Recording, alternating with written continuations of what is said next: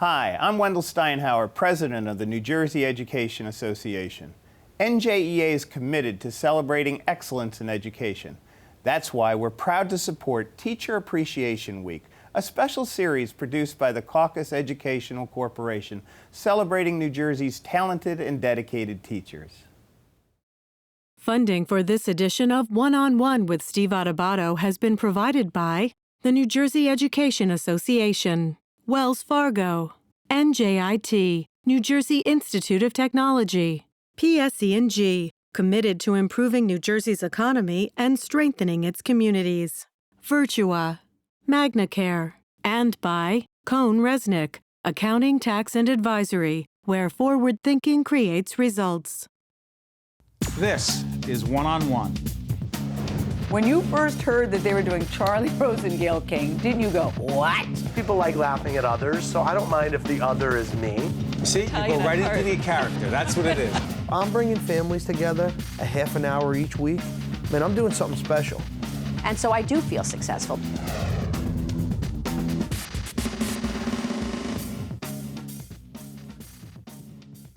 Please welcome Jim Novotny, who is supervisor of the Technology, Design, and Engineering Department at Livingston High School. Good to see you.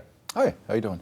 Great. You're part of the initiative Classroom Close-Up with our partners at the New Jersey Education Association. You're about to see a clip. You teach students about Technology, Design, and Engineering. And the group of students who compete in something called the Shell Eco Marathon Competition. And your team is called the Eco Lancers? Eco Lancers, yes. Where's that name come from?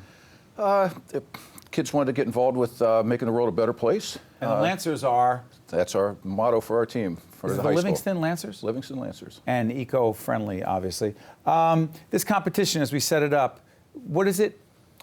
We wanted to get kids involved in national design competitions, and this one was put forth from Shell, and it's sponsored by Shell. They run it in Europe, United States, and Asia.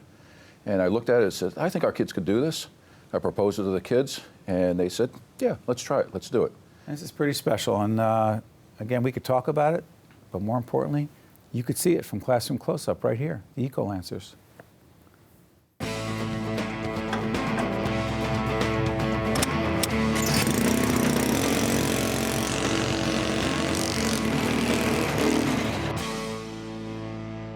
Who are the Eco Lancers?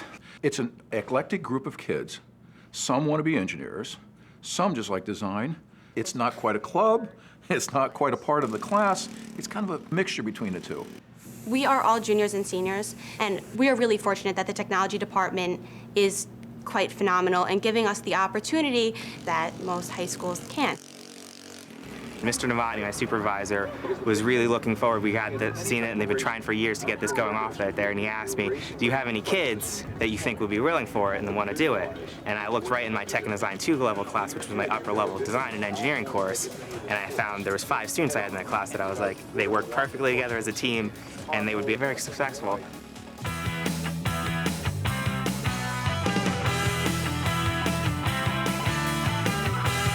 The Shell Eco Marathon is an event where we invite students to design, build, and compete a vehicle that's meant to go farther on a given amount of fuel than any other.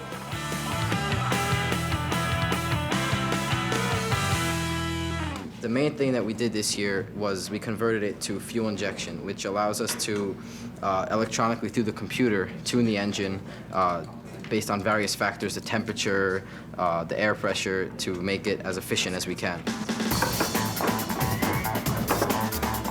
Hi, Gabby. Hi, how are you? I'm doing fine, thank you, but I see that you're getting ready to do a test run in this vehicle.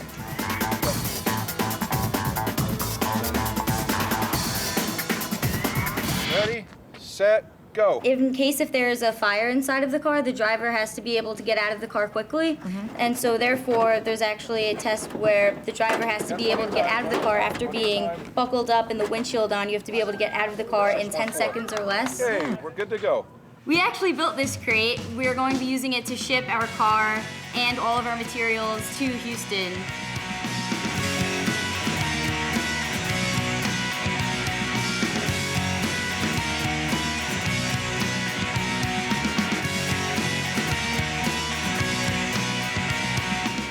I see the kids who leave here have a really good understanding of how to have an impact on technology, but also understanding how complex everything is, and not giving in, but understanding that if you're going to change the system, you need to be really knowledgeable. You need to get involved.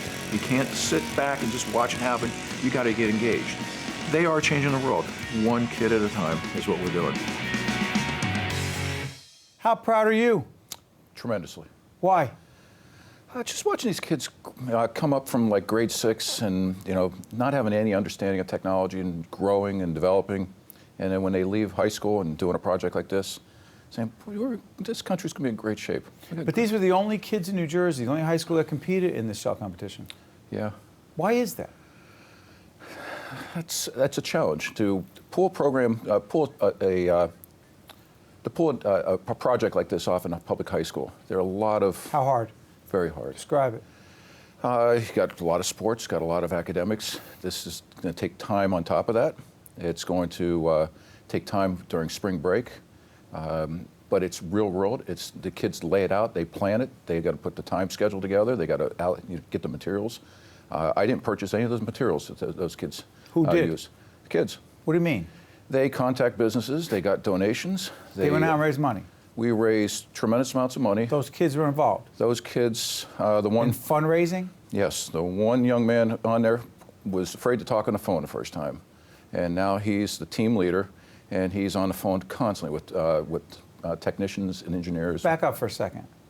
Are you telling me these kids, in addition to learning about design and technology, science, etc., that they learned not only fundraising, but leadership and team building and business? You got it. Yeah, they run their entire operation themselves. It's a fully student-run operation. I'm there. That's extraordinary. I'm kind of like the advisor. They meet with me, I give them guidance on what they should be doing, and then they tackle it. What do they walk away with from this experience? Whether they, by the way, whether they win or not? Yeah, that's not nearly as important as the process that they're going through. They head off to colleges. It's interesting, when you see that video, if we go back a couple of years ago, the kids who started that and the kids who have been on that team since then, they're all in engineering schools throughout the country, and they're all doing really good work. At Rutgers University, I have a kid who is a sophomore who's the lead welder for the SAE team. What's that? That's SAE. SAE, Society of Automotive Engineers, and that's a really prestigious position to be the lead welder for the team. Do you connect, Jim, the work that this young man did with you guys at Livingston High and his role right now at Rutgers? Absolutely. And he comes back and he mentors the team. He comes back whenever he can, gives them guidance. We bring Rutgers back in to help our team. So all this talk about STEM, science, technology, engineering, and math, and the fact that we're way behind and we need to do more. For you as an educator, what's that like for you knowing that you are helping to fill that void and inspire young people in the way that you are right now? Not just to fill that void, but to become extraordinary leaders. It feels great. Is that why you went into this? Yeah, I did. I don't want to call it a business. Why into this profession? It's funny because my career ended up in technology education back in 1983, 84, and I've never regretted a day. Say that again, you never what? I'd never regretted a day of being Why? an educator. It's just a calling. I enjoy working with kids. I enjoy challenging them. I'm not the traditional teacher. I'm not a pencil and paper teacher. I'm the teacher who challenges these kids with these real-world scenarios. And I think those real-world scenarios set these kids up for tremendous success beyond college. If they don't go to college, in the real world, if they go start up their own business, I encourage these kids to be creative, to be entrepreneurial. You have to know math. You have to know science. So part of what happens in this whole process, we go through all the science and math, and all of a sudden there's a connection that goes, oh my gosh, I really need to know this stuff. Or the kids come back from a math class later on, they go, remember that problem we were talking about, Mr. Novotny? I'm in calculus right now, and I see how we can do it a little bit differently than what we did. Yeah. It's great. If I asked you the most important leadership lesson that you have learned over the years in teaching these students and motivating them and the things you do, what would you say the most important leadership lesson that you've learned is? I would say it's get real. The kids they're living in a real world. They see real world stuff. They want to work on real world stuff. I found a long time ago the secret to the success of Livingston High School. We do projects that are real world. So if I'm going to have a stagecraft class, you're doing the lighting and sound for the set productions. If you're in an automotive class, you're doing Senior Citizen Car Care Week.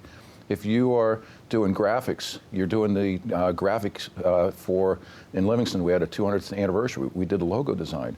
So I bring people in all the time to present to kids with real world scenarios, and I give them the opportunity and the space to do so. So make it real and relevant.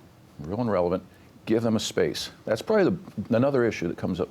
You have to have space to work. You have to be, a traditional classroom is nice for learning, traditional content, but you need space where the kids can meet, gather, build, design, store, try out things, meet with, mentors and whatnot.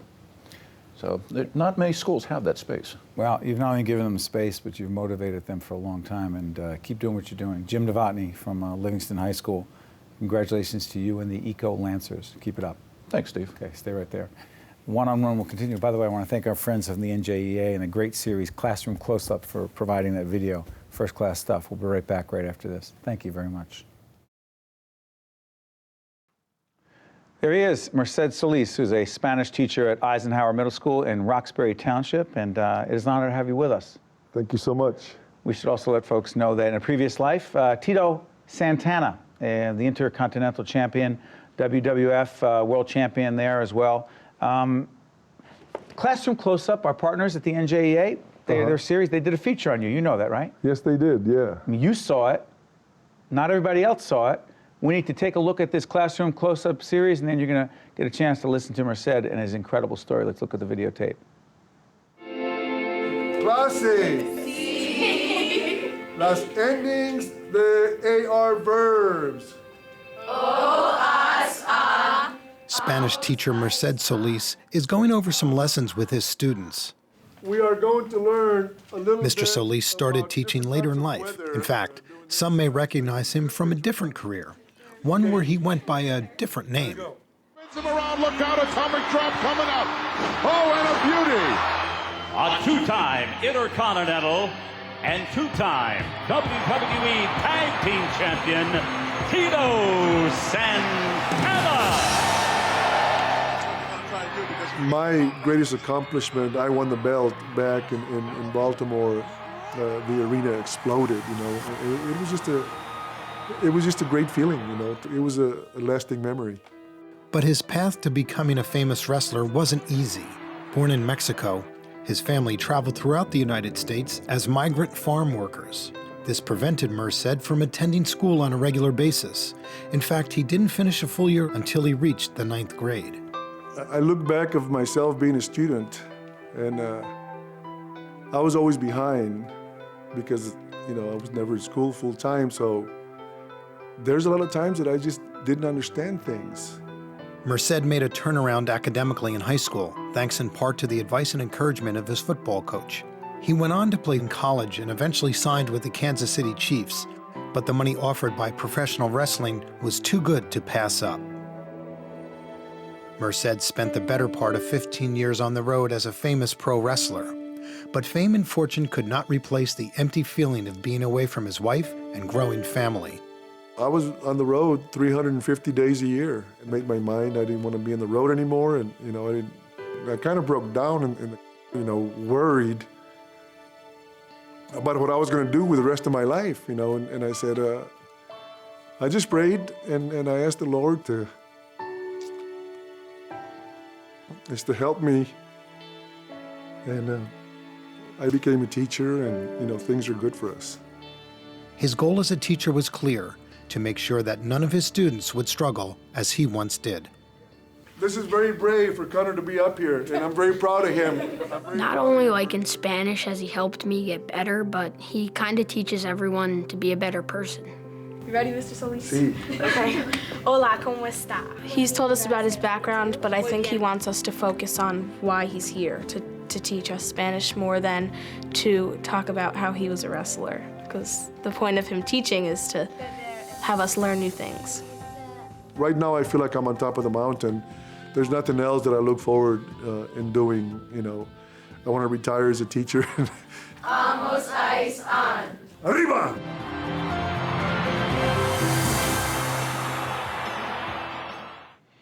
How great.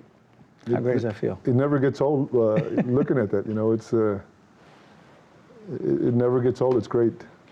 You know, I can't imagine either situation, being the champion that you were, but also having one of those young students of yours saying, he wants us to be better people, a better person. What was it like for you?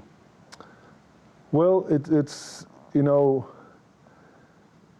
I heard one of the teachers earlier talking in there that we're almost raising the kids, you know, and do you feel like you're doing that to some extent? I think so, yeah. You know, and we're the role models that they look up to, you know, and we got to teach them, you know, a lot of things they don't know. Do you accept it? Yeah, I accept it. I mean, I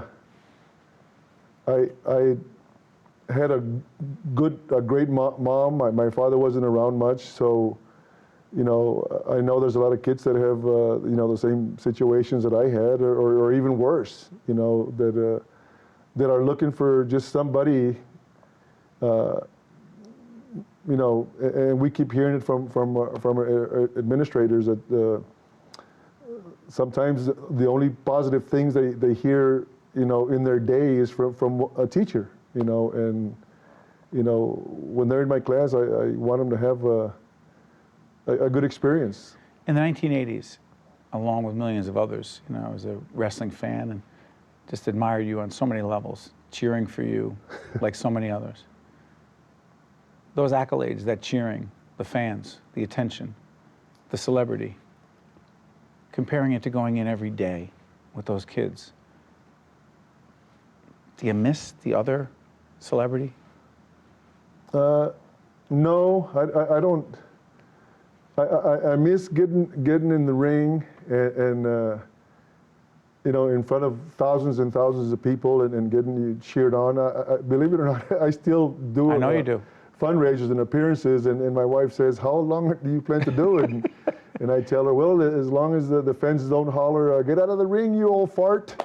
That's not happening.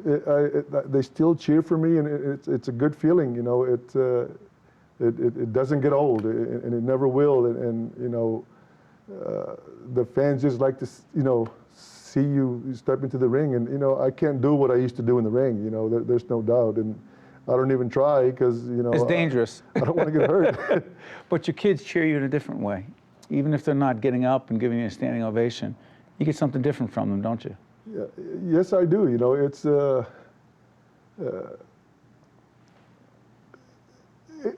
so transparent when the kids enjoy, and when you can get the kids focused, and when you can get a lesson across, and when you're teaching them something about life, just like the kids. You know, I always take a little time and talk about my life experiences. You know, and it's not about Spanish all the time. You know, it's about life, and you know, some of the kids really need to hear some of those things. You want to make sure that those kids don't struggle the way you struggle. I want to make sure that those kids who don't see a light, you know, at the end of the tunnel, can understand that there is a light at the end of the tunnel, and you know, if they really want something bad enough, you know, they can get there, you know, and they can accomplish. You know, it didn't look like I had a chance to go to college, and you know, I worked it out. You know, yeah. You have to figure it out and never give up. You honor us, and we appreciate you being beyond being a celebrity, being the teacher you are for those young people every day. And I have a feeling you may be inspiring others who are doing something right now, and they may feel they are called to do something else. You felt you were called, and I want to thank you very much for being with us. Thank you so much. Okay. Stay with us. We'll be right back right after this. Thank you. We are now joined by Kristine Burns, a second grade teacher at Paul Robeson Elementary School in our state capital, Trenton, New Jersey. Good to see you. Thank you. This is part of our Classroom Close-Up series we do in cooperation with our partners at the New Jersey Education Association. You're about to see a video in just a moment or so. Kristine, set this up for us. This is a story that is all about this book, yes, right? the Hedgepeth-Williams story. Fascinating, real quick setup. 10 years before the famous 1954 Brown versus Topeka Board of Education case, which, you know, segregation, not legal in this country. 1944, what happens? In Trenton, New Jersey, two mothers decided that their African-American students had the right to go to any school in Trenton, and they hired an attorney to challenge the Trenton Board of Education. Way back then, the NAACP ended up getting involved. It went all the way to the New Jersey Supreme Court, and that quickly, this started in August of 1943. By January of 1944, the New Jersey Supreme Court already had its ruling, which we know how long court cases can languish. And I really feel, and my students did as well, that because of this fast track, that New Jersey knew something needed to change. 10 years later was the Brown versus Board of Education case. In fact, the NAACP was represented by the great Thurgood Marshall at the time, who served on the U.S. Supreme Court. Let's take a look at the piece put together by our great partners at the NJEA in Classroom Close-Up, and we'll come back and talk. Thank you. Let's take a look at the clip.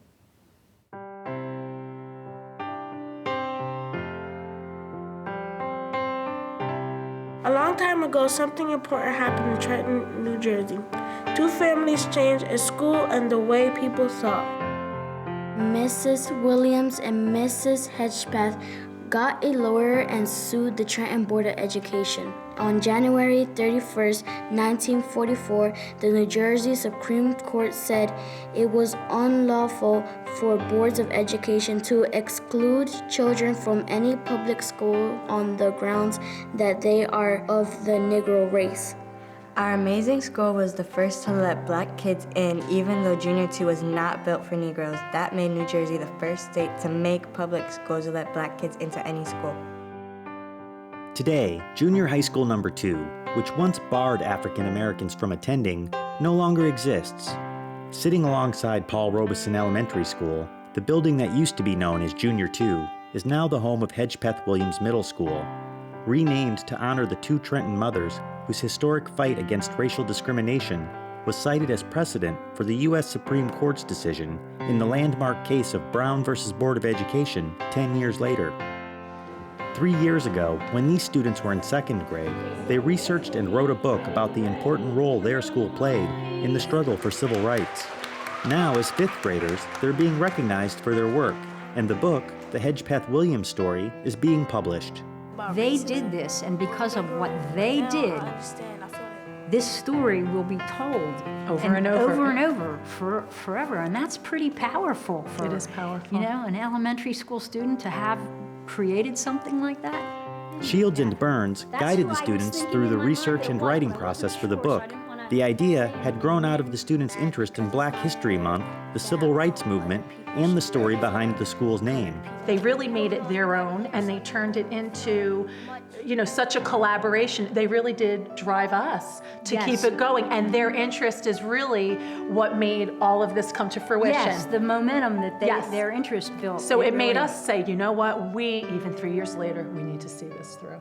After it was completed, logistics and budget constraints kept the book from being properly printed until the Trenton Public Education Foundation was able to assist with the publishing and distribution of the book to schools and libraries throughout the state.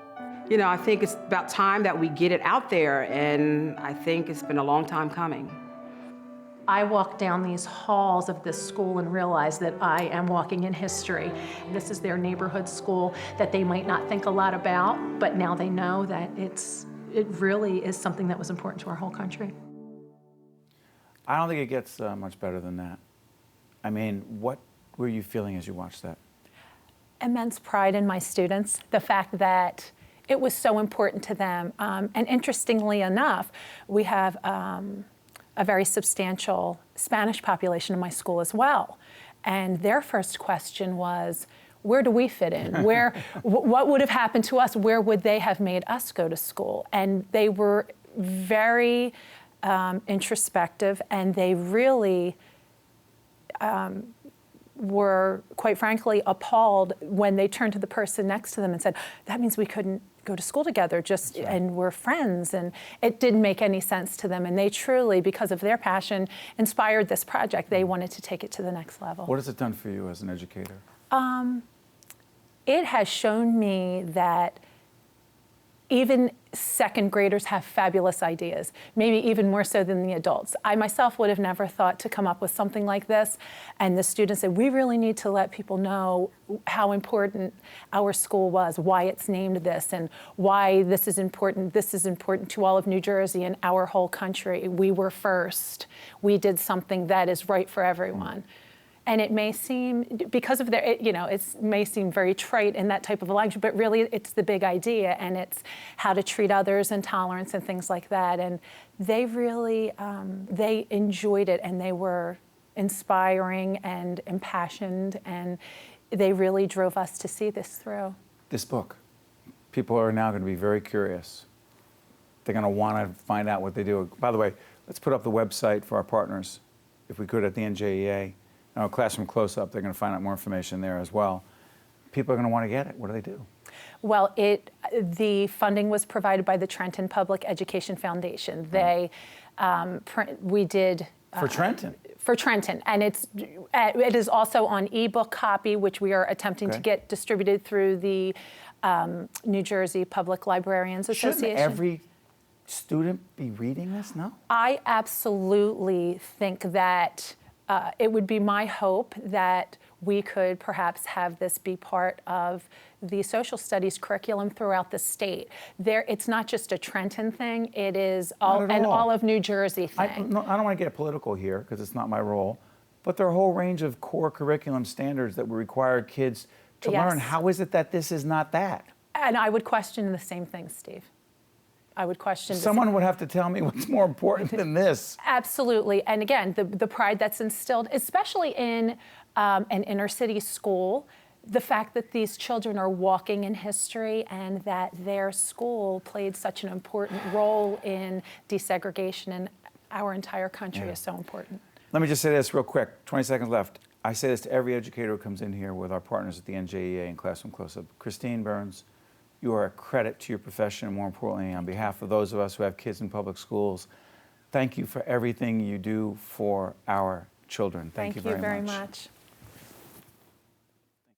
One-on-One with Steve Adubato has been a production of the Caucus Educational Corporation, celebrating over 25 years of broadcast excellence. Funding for this edition of One-on-One with Steve Adubato has been provided by the New Jersey Education Association, Wells Fargo, NJIT, PSE&G, Virtua, MagnaCare, and by Cone Resnick. Promotional support provided by the New Jersey Business and Industry Association and by Politicker NJ. Transportation provided by Airbrook Limousine, serving the metropolitan New York, New Jersey area.